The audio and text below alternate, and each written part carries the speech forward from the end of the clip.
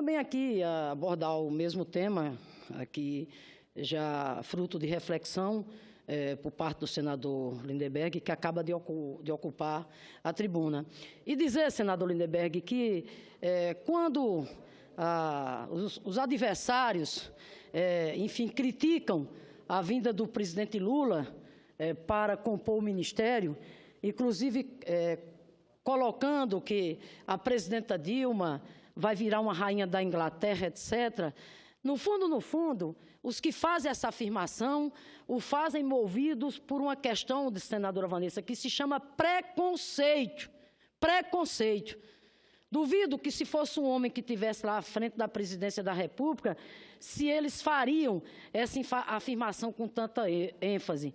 Na verdade, a presidenta Dilma, ao fazer o convite ao presidente Lula para compor o seu ministério, nesse momento difícil pelo qual passa o país, ela está tendo um gesto de grandeza.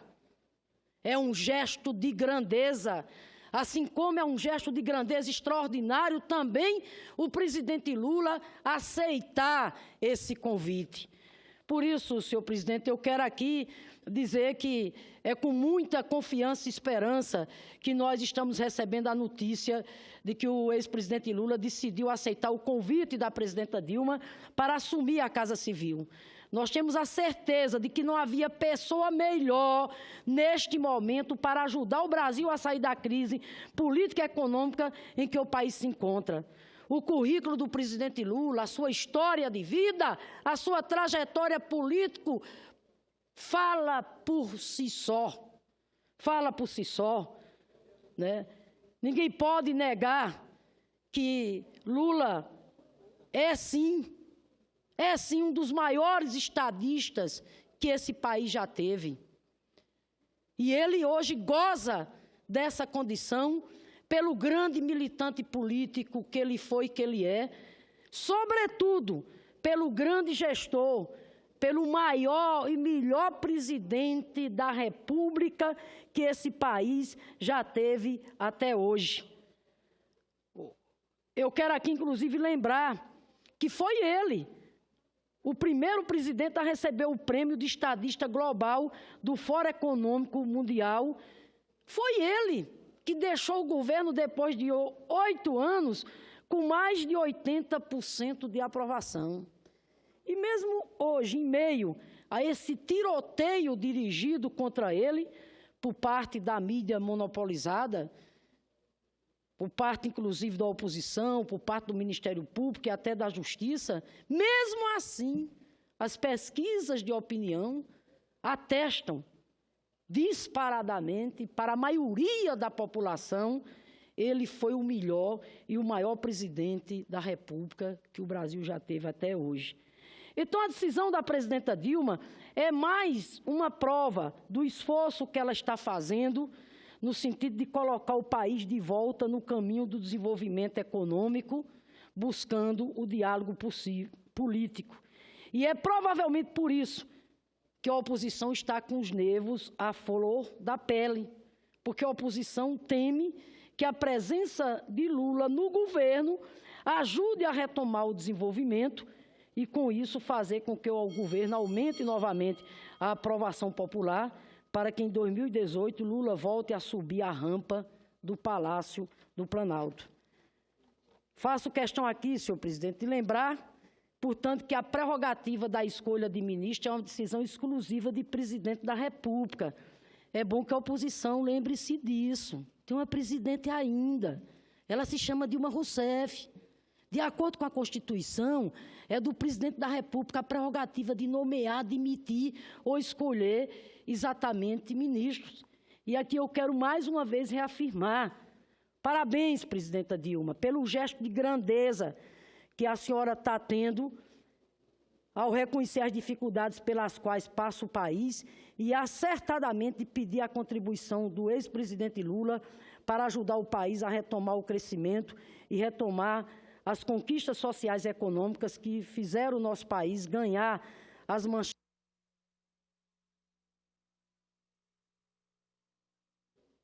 Que fizeram o nosso país ganhar as manchetes do mundo nos últimos 13 anos.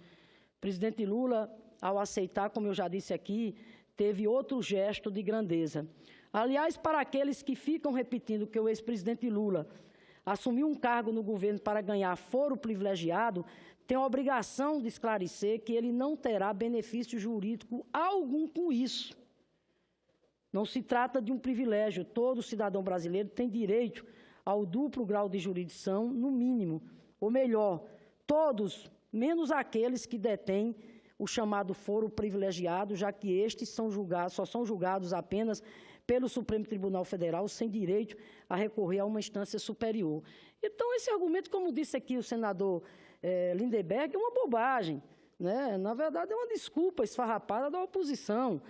Primeiro porque o presidente Lula, como qualquer outro cidadão, não está acima da lei, né? Portanto, o processo sobre ele continua, né? Nós temos muita confiança, né, de que ele será inocentado.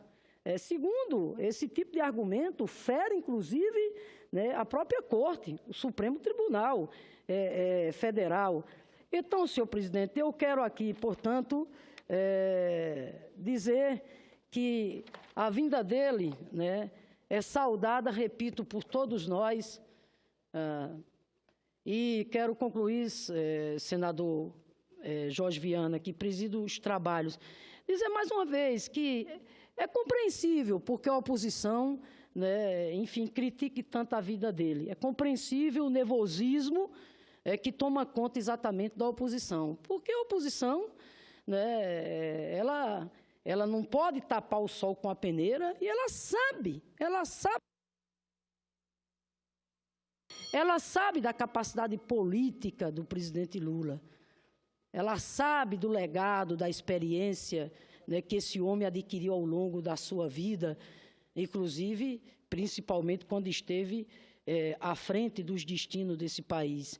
Ela sabe, né, da capacidade extraordinária que o presidente Lula tem de buscar coesão, de buscar unidade, de buscar a união. Ela sabe, sem dúvida nenhuma, que um homem como o presidente Lula jamais poderia se omitir num momento como esse, né? Num momento como esse, onde, mais uma vez, a oposição sem agenda, sem projeto, sem proposta para o país, insiste na tese golpista de consolidar um impeachment, que não pode ser consolidado, por quê? Porque simplesmente não há base legal de maneira nenhuma. Está lá na Constituição. Mas como não há base legal, por isso que nós colocamos, né, que ele não prosperará. E que o impeachment vai ser derrotado, sim. Lá na Câmara, talvez não chegue nem aqui. Então é isso, senhor presidente. Que bom, presidente Lula. Mais uma vez, tanto o senhor como a presidenta Dilma, né, tem esse gesto de grandeza, pensando única e exclusivamente nos interesses maiores da nação.